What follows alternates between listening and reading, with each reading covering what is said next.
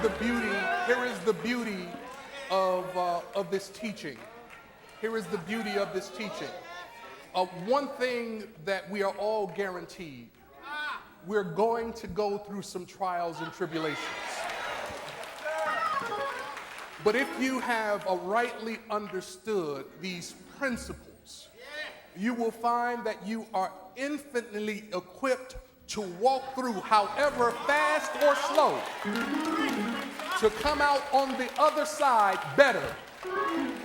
Can I get a witness right there? All right, so listen, I need you to just indulge me for a moment because Reverend Ware presented to us this teacher training program, and so I just need you to indulge me for just a minute. Let me have everyone stand who has benefited or experienced value from having been taught in a Johnny Coleman Institute class by a JCI speaker. Everybody just stand if that's you. Stand if that's you. All right. That's everybody. That's just about everybody. Now let me have you sit, please. Now let me have you stand if you are a Johnny Coleman teacher. If you teach in the Johnny Coleman Institute, let me have you stand. Right. All right. We love you. All right. Please remain standing.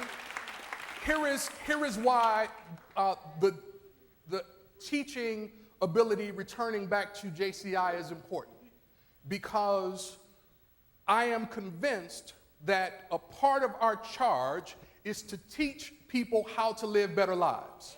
And I do believe that in your own right, please bear with me, in your own right, we have the next Wilmetta Harrell, or the next Evelyn Boyd, the next Fannie McCullough, or the next Marjorie Cook, the next Shirley Lawson, or the next Alberta Ware, the next Helen Carey, or the next Ernestine Mason, the next James Setta Woods, or the next Margaret Robertson, the next Karen Hall, the next Ruby Dancy, the next Gayla McDowell, the next Virginia Fullman, the next, I can't see you up there, I love you, I can't see you, I can't make you out, but I love you. I see Alice Brown, I know you should be standing, the next Alice Brown, the next Telia Chilton, the next Porter Myrick. Who is that up there? The next Marie Coleman. See, I believe that the next version of these excellent life-transforming teachers are in this room. And we need the ability to put you to work so that the impact that they made, you can make. Because we are not done taking over and transforming the world with our better living message, but we can't do it without you. And so now the academy is back, and the only thing missing is you. So if you have ever at any point felt an inkling in your soul that you believe you can teach, you believe you were called to teach, you were in class and the light bulb went off, you said, I think I'm supposed to do that. If you think that's you, then I need you to see Reverend Ware in JCI after service today. Don't delay. We don't have a whole lot of time. It's later than you think, and I need you to get in the flow so that we can get about the work that we are called to. Is that all right? All right. Well, thank you. And the Reverend Rod Norton and the Reverend Valerie McGee. Did I get them all? Did I get everybody? Who did I miss? Reverend Blanche.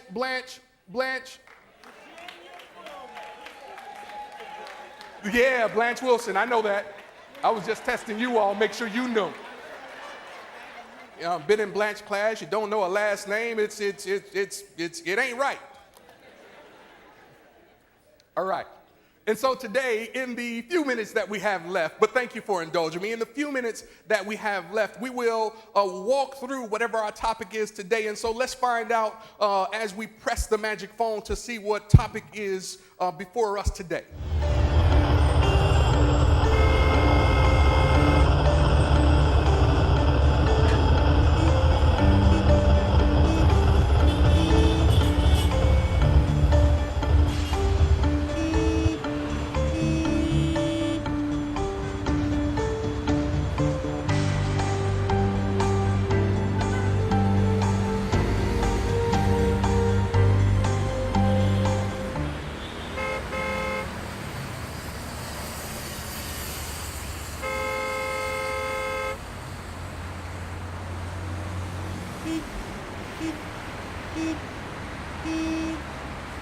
So we have today the winding road sign. We have today the winding road sign. Just a little bit of background information about signs, because I'm sure that everyone here recognizes that life can be full of many twists and turns. Is that right?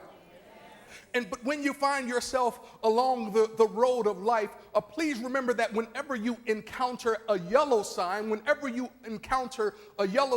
irrespective of what the sign is symbolizing, the basic color of the sign is telling you that it's time to take caution, to proceed somewhat slowly. But I submit to you that many of us approach yellow signs the way we approach yellow lights. At least one of two of you. We approach the yellow sign like we approach the yellow light, as an indication that we are supposed to speed up. But the yellow sign, particularly this one, as it indicates that the road is beginning to wind and there are going to be many twists and many turns along the way, this sign reminds us that there must be some intentionality with which we approach that particular stretch of the road, because you cannot move on a winding road in the same way that you move on a straight road. And so if we don't adjust our behavior, if we don't adjust the way that we think and feel when we are on a winding road, what we will learn is that if we don't slow down, we had better prepare for impact. Particularly if you are riding on a winding road and off of the side of that road is a cliff. You just can't handle the twists and turns that come with the vicissitudes of change. You can't handle it the same way you would a straight road. Some years ago, I was reading a book and came across this statement. It said, life is all about mind over matter. It says, if you don't mind, it don't matter. As I placed the book down to consider the statement and to take up some dialogue with the author, just a moment of personal confession, I will argue or debate or discuss and have a dialogue with the author. So if they say something that inspires me or something that I disagree with, I stop right there and try to figure out what the heck she or he is saying, because I need to be clear on what they're talking about. I want to encourage you, whenever you are reading, if there is something that's presented that you don't quite get, just take a moment to stop and find out what the person meant, because they might mean something that you're not getting. You understand what I'm saying? And so as I put the book down and began to try to understand the implication of the statement, one of the principal elements of our teachings came to me, and it was this: we have a choice in how we interpret our experiences. We have a choice in how we interpret our experiences. Our experiences don't necessarily mean what we think they mean. And this one fact is one of the major tributaries to how we live out the quality of our lives. Our paradigms, our explanations, our assumptions, our judgments all mediate how we relate to a given situation. And then it sets the course for how we think, feel, what we say, and how we will behave based upon what has occurred to us. And so then the challenge that we sometimes grapple with is being confronted with the fact that we have the power in one hand, and it seems like we are having difficulty navigating it in the other hand. And all too often we try to manage the twists and turns in the same way that we manage the straight. But the twist and turn brings with them its own opportunities for learning. How many of you know that the first date never feels like the breakup?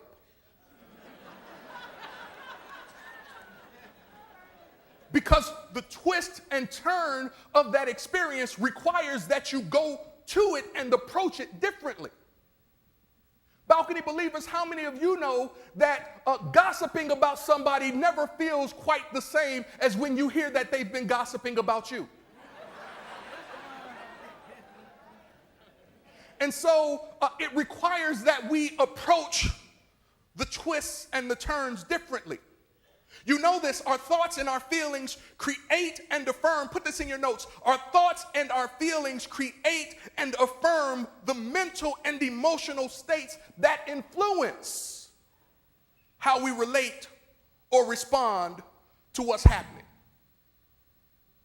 Our thoughts and feelings create and affirm the mental and emotional states that influence how we relate or respond to what's happening. So then, if this is to be taken on the face of it, you don't have to go off just because you're presented with an opportunity that looks like a launch pad.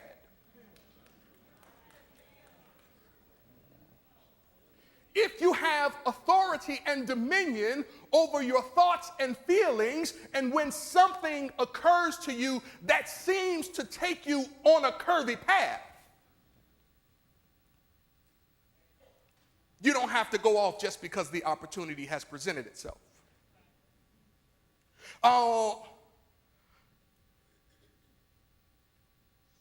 And I get that the emotional urge to respond in a way that's consistent and on the level of the experience seems like a natural and right tendency in the moment. Can I say it to you a little bit plainer? When you're on your way to the line at the grocery store and you have 10 items or less in your cart, but someone races to get in front of you with 17 items in their cart. And I don't know about you, but I have appointed myself as an honorary member of the Grocery Line Society. And when you get in front of me with more items than the sign says, I walk up to your cart and I start pointing. And then I count out loud. Once I get past 11, 12, 13, 14, 15, 16, you're not even supposed to be in this line.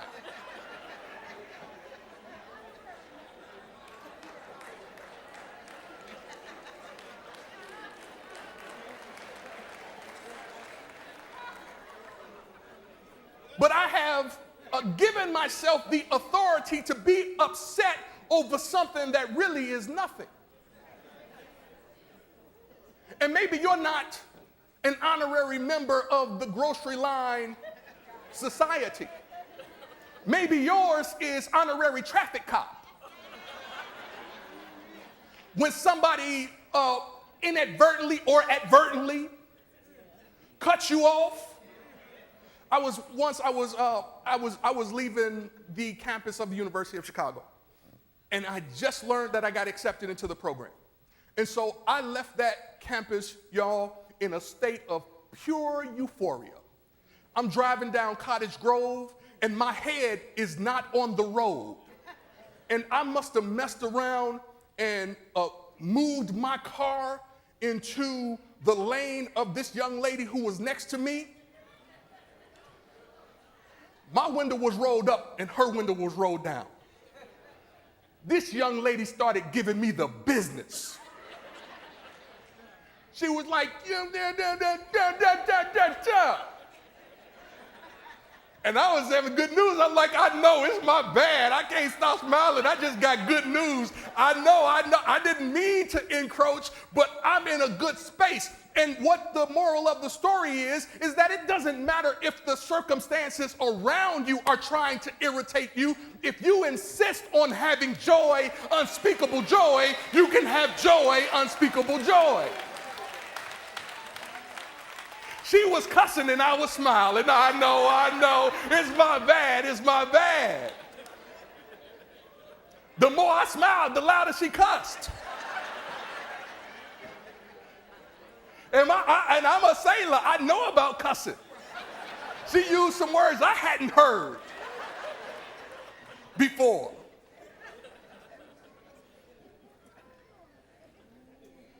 And so I had to remember that life was not happening to me, it was happening through me. In that moment, it was not happening to me, it was happening through me. And here is what I also realized. I learned this here.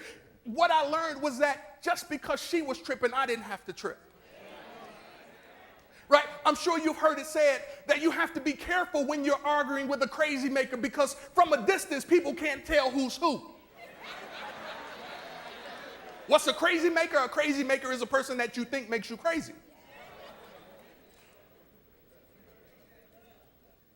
But I had to remember that life was not happening to me. She was not doing anything to me. Right? She was not doing anything to me. And so there was an opportunity to manage the curve and the wind in the road, the twist in the road, in a way that was consistent with where I wanted to be or inconsistent with where I wanted to be. We all have the power to make that choice.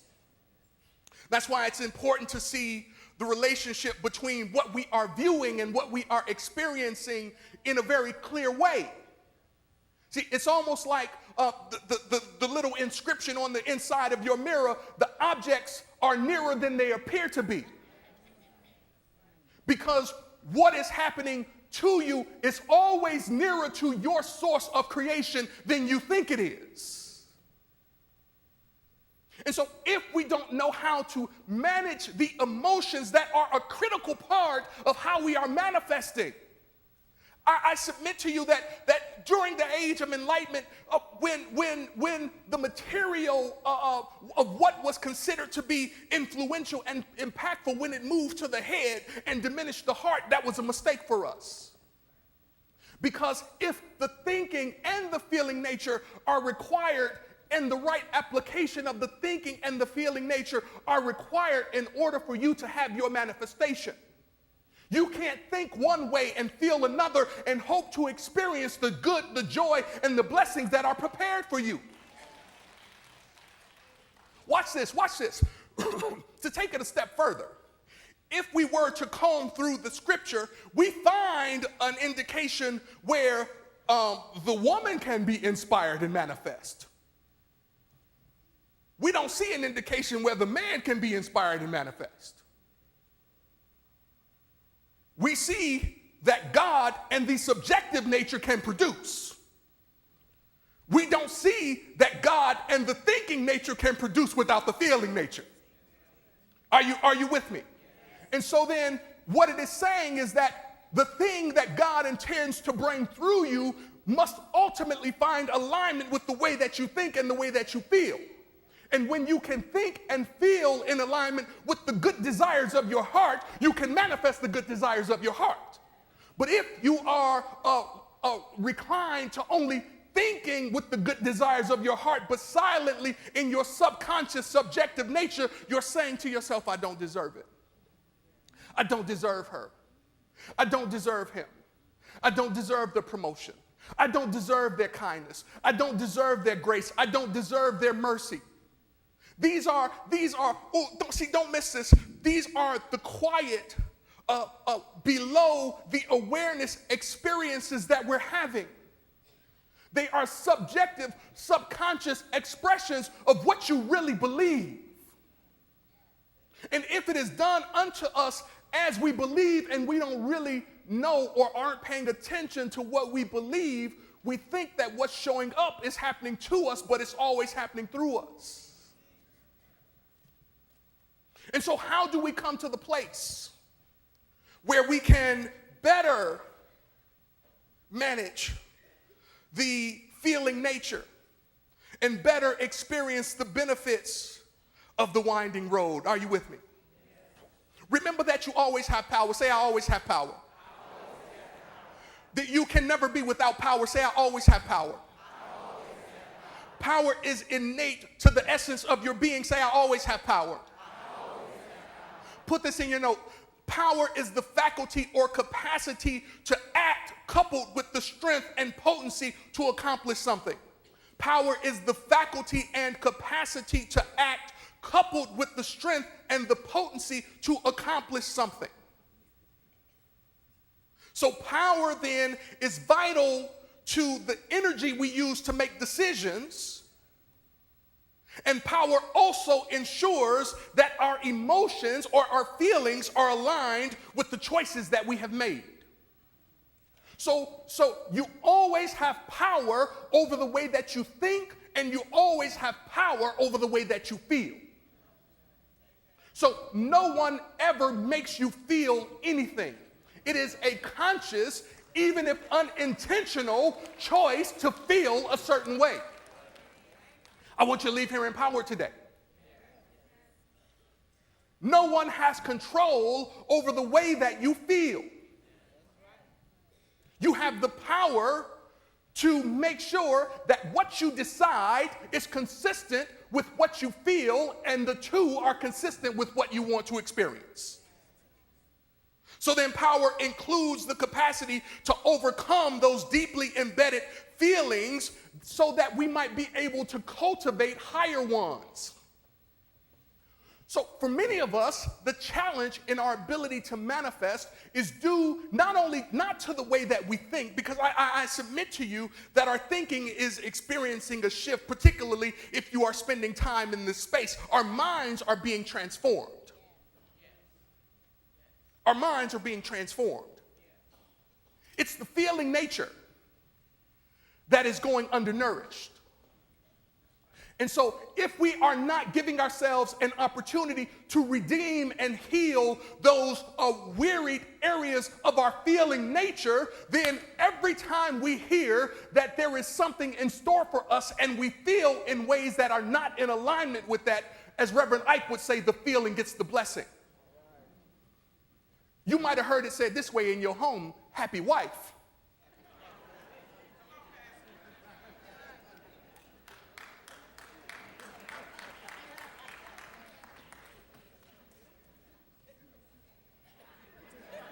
Yeah, you never heard that?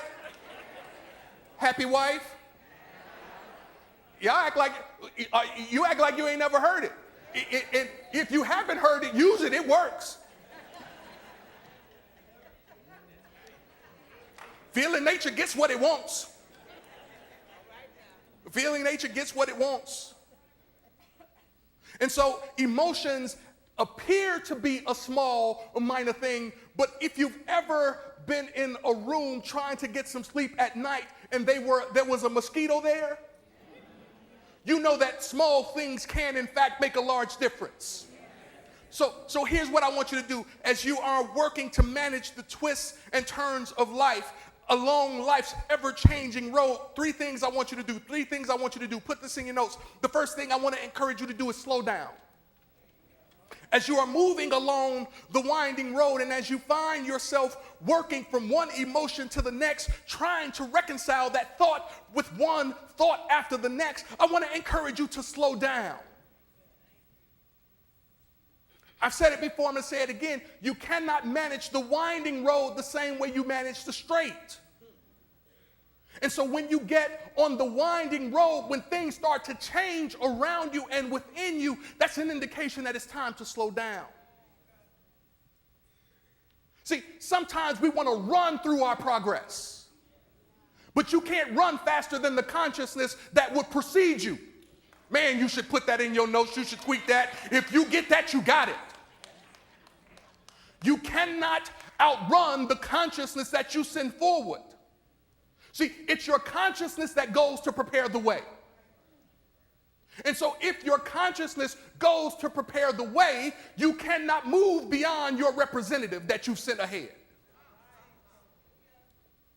And so what must happen as you send your consciousness forward, your feeling must learn to walk and catch up with the way you think. And as the way you feel catches up with the way that you think, the place that was prepared for you, once you think and feel in alignment with it, now you can walk in it.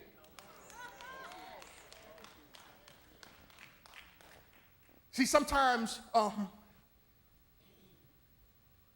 we want the right person when we won't accept ourselves as the right person. Sometimes we want other people to give to us what we're not giving to ourselves. And the consciousness that diminishes itself cannot attract something that will lift it up. And so the scripture says that we should let the mind of God. So when you slow down, say slow down. When you slow down just long enough to take an appointment with God.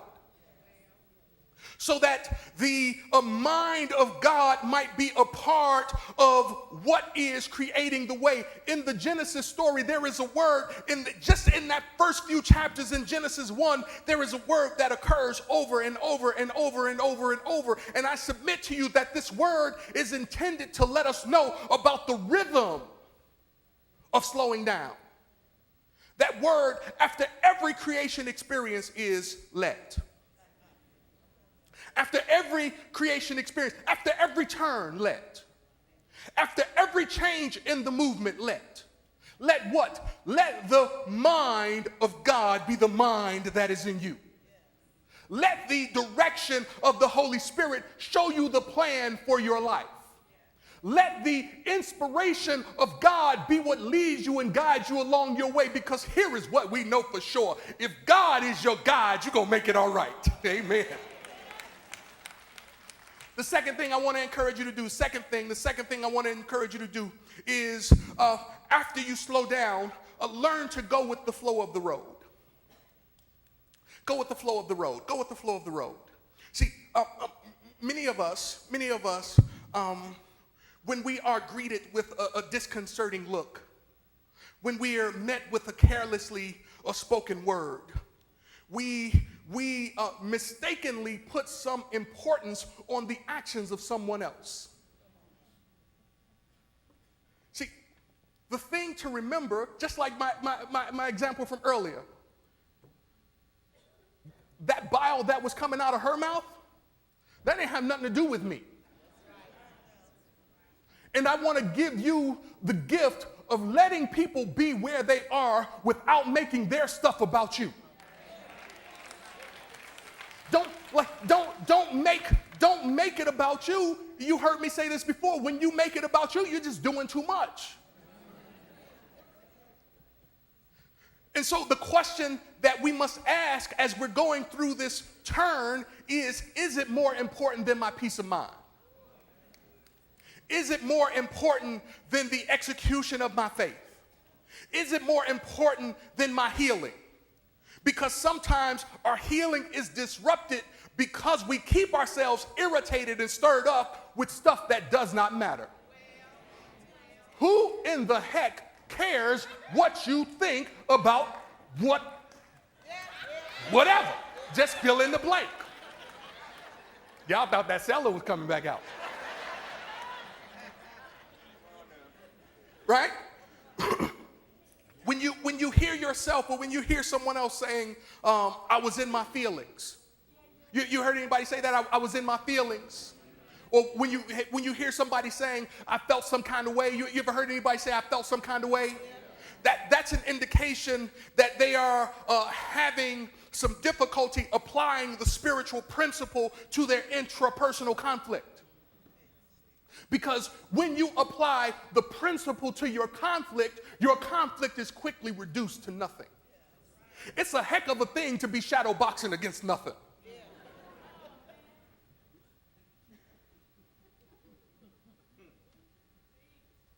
And so in the scripture again, it says, they that worship him must worship him in spirit and in truth. And so here's some truth for you. You are not the way you feel. Here's some truth for you. You are not limited to your feelings. Here's some truth for you. You have dominion over the way that you feel. And so one of the best ways to effectively use emotion is to understand that it's there to serve you. So emotional upset is a lot like pain. It's there to show you that you need to take action with something. Does that make sense? And so if you are to take action with something, and can I have a point of privilege? See, Charles Fillmore says that emotions are undisciplined. They're only undisciplined because the people who are supposed to discipline them won't. Who is supposed to discipline your emotions? Who's supposed to discipline your kids? Right? It's the neighbor's fault to pitch in, but don't be looking at me to make you whole. God already did that. And so it's the individual's responsibility. Say, it's my responsibility to make my emotions disciplined. Here is what you will learn. If you will discipline your emotions will get busy doing what they are supposed to do, which is to add the aspect of your subjective nature to your objective nature, to make sure that the way you think and the way you feel give you everything that you want out of life. The way you think and the way you feel give you everything you want out of life. The way you think and the way you feel give you everything you want out of life. The way you think and the way you feel gives you everything you want out of life. If you will get this one lesson, you don't have to come to church no more.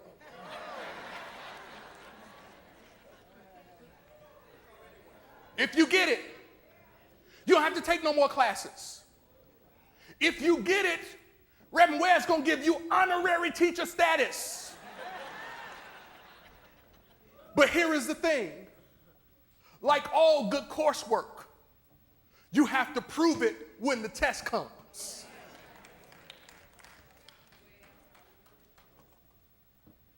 And so, as we wrap up, I want to give you just this final piece. And that is, as you are going through the twists and turns of life, always be willing to use the principle and lean into the opportunity. See, now when you're driving, you don't have to lean into the opportunity quite as much. But if you are, say, on a motorcycle, and you find yourself coming upon the twist and turn, you can't take a turn straight up. When you're on the motorcycle, you got to lean into it.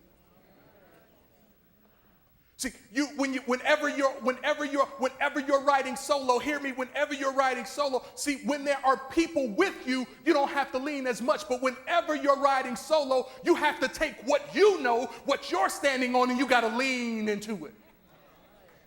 And so, as we allow the principle to enlighten our souls, remember that you got to lean into the fact that you are a spiritual being living in a spiritual universe that's governed by spiritual law. Everything in the universe is conspiring to make sure that you are happy, healthy, prosperous, beautiful, loved, and loving in every way. You got to lean into it.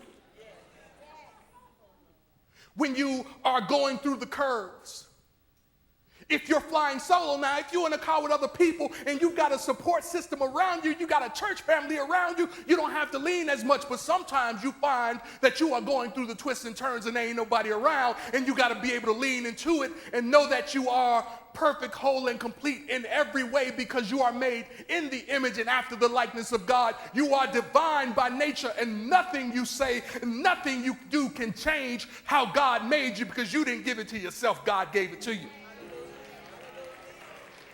You got to be able to lean into it.